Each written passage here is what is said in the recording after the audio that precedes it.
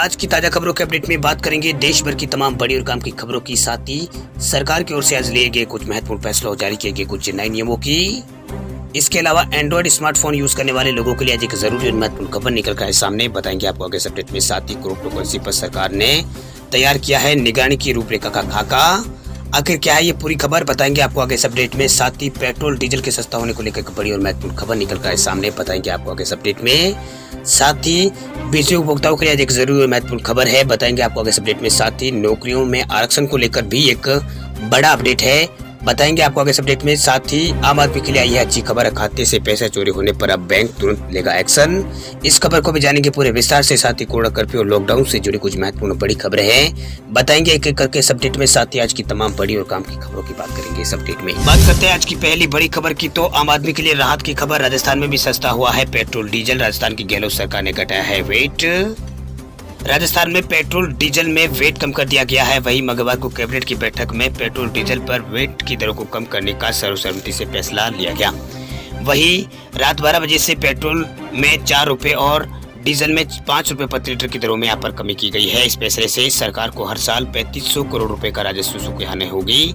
वहीं petrol diesel में wait की कमी को लेकर मुख्यमंत्री अशोक गहलोत ने ट्वीट भी किया है। वह मुख्यमंत्री अशोक गहलोत ने अपने ट्वीट में लिखा है कि आज मंत्रिमंडल की बैठक में पेट्रोल डीजल पर वेट दर को कम करने का सर्वसम्मति से फैसला लिया गया। इसके बाद रात 12 बजे से पेट्रोल 4 रुपए प्रति लीटर और डीजल 5 रुपए प्रति लीटर की कमी यहाँ पर इनमें की जाएगी, यानी ये कम हो जाएगा। इससे राज्य सरकार पर 3500 करोड़ रुपए का वार्षिक राजस्व की हानि यहाँ पर राज्य सरकार को यहाँ पर होगी। वही मुख्यमंत्री अशोक गहलोत ने पिछले दिनों जोधपुर दौरे के दौरान पेट्रोल डीजल पर वेट में कटौती के संकेत दिए थे। उन्होंने तब कहा था कि पेट्रोल डीजल के दाम राजस्थान में भी कम होंगे। वही केंद्र सरकार की ओर से पेट्रोल और डीजल पर एक्साइज ड्यूटी कम किए जाने के बाद कई राज्यों ने अपने यहाँ लागू वेट को यहाँ पर जो वेट की दरों था इन दरों को यहाँ पर दरों में कमी की थी। यहाँ तक कि कांग्रेस शासित राज्य पंजाब ने भी पेट्रोल डीजल पर वेट कम करके जनता को राहत दी थी। ऐसे में गहलोत सरकार पर दबाव बढ़ गया था। अब राजस्थान सरकार ने भी यहाँ पर पेट्रोल डीजल के दामों में यहाँ पर कटौती की है, यानी पेट्रोल पर 4 रुपए प्रति लीटर और डीजल पर यहाँ पर 5 रुपए प्रति लीटर के हिसाब से राजस्थान सरकार की ओर से वेट में कटौती यहाँ पर की गई है। वहीं इस कटौती के बाद राजस्थान में पेट्रोल डीजल के दामों में गिरावट यहाँ पर आई है। वह राजस्थान के कई शहरों में यहाँ पर पेट्रोल डीजल के दामों में राजस्थान के लगभग सभी शहरों में यहाँ पर वेट यहाँ पर लागू हो गया। इसलिए लंबे इंतजार के बाद राजस्थान में पेट्रोल डीजल सस्ता हुआ है। वहीं डीजल के दाम राजस्थान में 96 रुपए और 11 पैसे प्रति लीटर हो गई है डीजल की कीमत। और पेट्रोल के दाम राजस्थान में 111 रुपए और 10 पैसे प्रति लीटर यहाँ पर हो गया है। वहीं इससे राजस्थान में यहाँ पर प्रमुख शहरों की बात करें तो राजस्थान में इस वक्त गंगानगर में पेट्रोल के दाम 116 रुपए और 30 पैसा प्रति लीटर है। वहीं डीजल के दाम यहाँ पर 100 रुपए और 49 पैसा प्रति लीटर है। इसके अलावा अजमेर में पेट्रोल के दाम 111 और 2 पैसे प्रति लीटर है। वहीं डीजल के दाम यहाँ पर 55 रुपए और 64 पैसा प्रति लीटर है।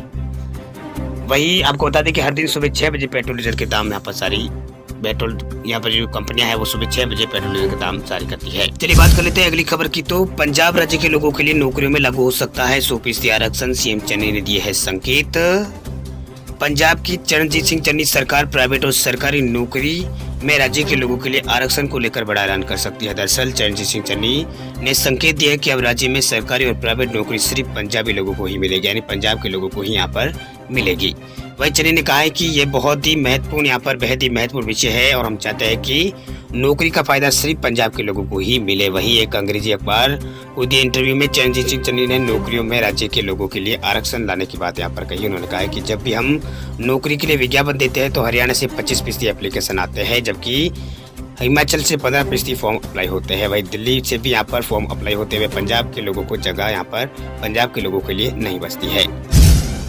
बात करते हैं अगली खबर की, तो हवाई सफर करने वाले लोगों के लिए खुशखबरी। अब हवाई यात्रियों को घरेलू उड़ानों में फिर मिलेगा खाना। सरकार ने यात्री सुविधाओं को शुरू करने की दी है मंजूरी।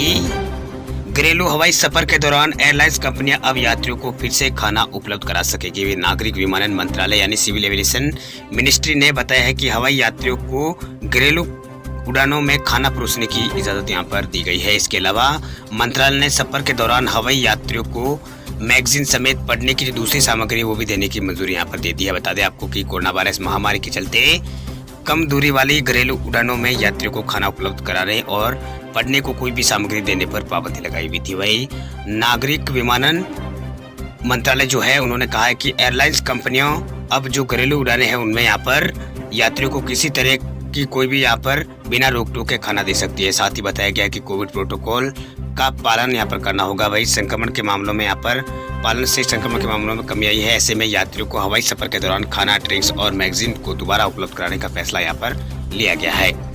बात करते हैं अगली खबर की, तो 1 दिसंबर से नहीं बढ़ेंगे टीवी चैनल्स के रेट, छोटे पर्दे को मिली है बड़ी राहत। देश में टीवी देखना 1 दिसंबर से महंगा होने वाला था, लेकिन अब इसमें 31 मार्च तक राहत मिल गई है। Telecom regulatory authority of India यानी ट्राई के नए टैरिफ ऑर्डर को लागू करने की मोहलत 1 अप्रैल 2022 तक के लिए बढ़ा दी गई है। इससे उत्तर प्रदेश के आगामी विधानसभा चुनाव को जोड़कर भी देखा जा रहा है। दरअसल ट्राई ने न्यू टैरिफ ऑर्डर यहाँ पर जारी किया था, जिसे टीवी नेटवर्क्स की ओर से ऑफर यहाँ पर किया जा रहे बुक में शामिल चैनल की कीमतों को कम कर दी गई थी।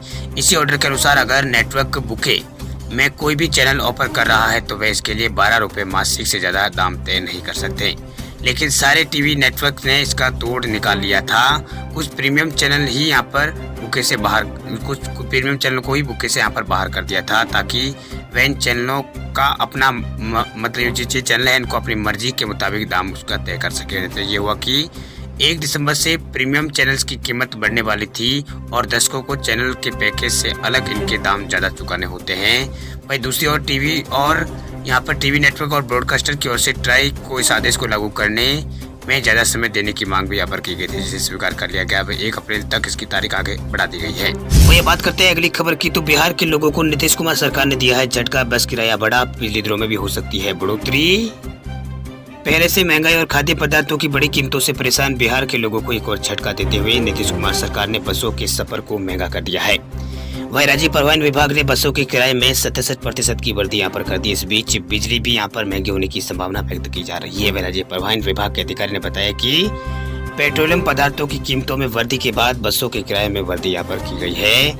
वहीं परिवहन विभाग द्वारा बसों के किराए में 67% तक की वृद्धि यहाँ पर की गई है। वह जिला प्रशासन को सार्वजनिक स्थानों पर बसों का किराया प्रदर्शित करने के निर्देश यहाँ पर दिए गए हैं। वहीं पिछली बार 6 अक्टूबर 2018 को बसों का किराया बढ़ाया गया था। वही बस का किराया यहाँ पर बढ़ने से आम लोगों को काफी परेशानी यहाँ पर हुई थी।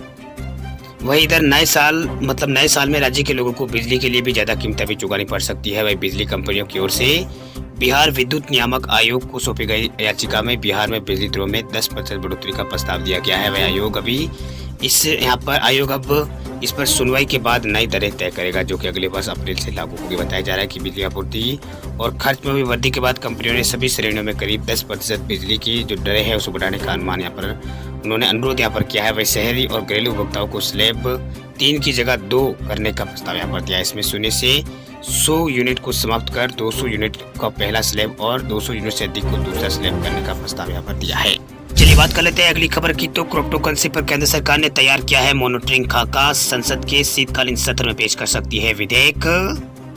क्रिप्टोकरेंसी पर वित्त मंत्रालय और IT मंत्रालय और कानून मंत्रालय ने निगरानी की रूपरेखा का खाका तैयार कर लिया है। ये जानकारी मंगलवार को सूत्रों के हवाले से सामने आई है। बताया गया है कि संसद के शीतकालीन सत्र में सरकार क्रिप्टोकरेंसी में निवेश में चोरी करने या फिर गलत जानकारी देने वाले निवेशकों और एक्साइजों के खिलाफ जुर्माने और दंडात्मक प्रावधान संबंधी विधेयक पेश कर सकती है। वही सूत्रों ने कहा है कि बैंक और पेमेंट ऐप के जरिए केंद्र सरकार क्रिप्टोकरेंसी की निगरानी यहाँ पर करेगी। वही क्रिप्टोकरेंसी एक्साइज को जो एक्सचेंज है उसको यहाँ पर प्रतिमाह खरीद फरोख्त करने वाले ट्रांजेक्शन और निवेश की पूरी जानकारी देनी होगी और यहाँ पर CBDT के नेतृत्व में तमाम विभाग निगरानी यहाँ पर इसमें करेंगे। वही सरकार ने केंद्रीय बैंक यानी RBI से कहा है कि कई करोड़ लोग भारत में क्रिप्टो में यहाँ पर जो क्रिप्टोकरेंसी है उसमें निवेश कर चुके हैं। ऐसे में पूर्ण प्रतिबंध फिलहाल संभव नहीं है।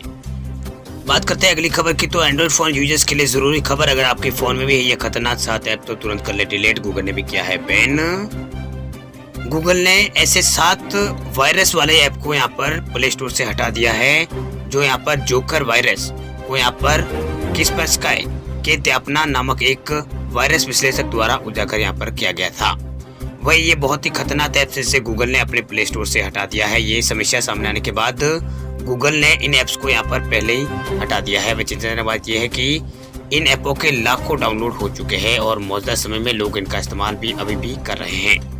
ये कुछ 7 ऐप्स है जिन्हें गूगल ने यहाँ पर अपने प्ले स्टोर से हटा दिया। उसमें नाउ, QR कोड स्कैन और इमोजी वन कीबोर्ड और battery charging animation battery wallpaper नाम का एक ऐप है। इसको यहाँ पर 1000 से ज्यादा लोगों ने इंस्टॉल किया हुआ है। इसके अलावा volume booster, louder sound, equaliser है, इस ऐप को भी यहाँ पर अगर आपके फ़ोन में है तो इसे डिलीट कर दें। इसके अलावा सुपर हीरो इफेक्ट एक ऐप है, उसको भी यहाँ पर गूगल ने अपने प्ले स्टोर से हटा दिया। इसके अलावा क्लासिक इमोजी कीबोर्ड। चलिए बात कर लेते हैं अगली खबर की। तो कोरोना अपडेट को लेकर बड़ी खबर देखिए। देश में पिछले 24 घंटों में 8,856 नए कोरोना के केस आए सामने। 287 दिन बाद आए इतने कम मामले। केंद्रीय स्वास्थ्य एवं परिवार कल्याण मंत्रालय के अनुसार एक्टिव मामलों की संख्या भारत में 1,30,000 के आसपास यहाँ पर अभी है। वहीं पिछले 24 घंटों में 3,303 की यहाँ पर कमी यहाँ पर देखी गई है। देश में कोरोना संक्रमितों के मामलों में जो गिरावट का क्रम है वो भी जारी है। वहीं कल पिछले 24 घंटों में यहाँ पर 9 महीने बाद रोजाना पाए जाने वाले केसों में बड़ी यहाँ पर कमी दर्ज की गई है। केंद्रीय स्वास्थ्य एवं परिवार कल्याण मंत्रालय के अनुसार बीते 24 घंटों में 8,856 नए मामले दर्ज हुए। वहीं बीते 24 घंटों में ठीक होने वाले मरीजों की संख्या 11,971 है। हालांकि इस दौरान 197 लोगों की मौत हुई है। नए मामले पाए जाने के बाद एक्टिव मामलों में 3,303 की कमी आई है। नए आंकड़ों के बाद फिलहाल देश में 1,30,993 जो एक्टिव केस से फिलहाल बचे हैं। वही अभी तक 3,38,00,000 से अधिक लोग ठीक होकर घर जा चुके हैं। वही नए मामले पाए जाने के बाद देश में कुल संक्रमितों की संख्या 3,44,56,000 पार पहुंच चुकी है। वही टीकाकरण की बात करें तो देश में अभी तक 1,12,57,84,000 के आसपास लोगों को खुराक दी जा चुकी है, जिसमें 59,75,469 खुराक कल यहाँ पर दी गई है। वहीं मीडिया रिपोर्ट के मुताबिक अब तक कोविन पोर्टल पर उपलब्ध जानकारी के अनुसार देश में 75,50,64,000 लोगों को पहली खुराक दी गई है और 97 यहाँ पर टोटल अभी 37,51,00,000 लोगों को दूसरी खुराक भी दे दी गई। यानी टोटल यहाँ पर अभी जो टीकाकरण पूरा है वो 37 करोड़ लोगों को तो पूरा हो चुका है। वही बाकी लोगों को यहाँ पर 75 करोड़ लोगों को दोनों डोजें यहाँ पर एक डोज यहाँ पर लगी है।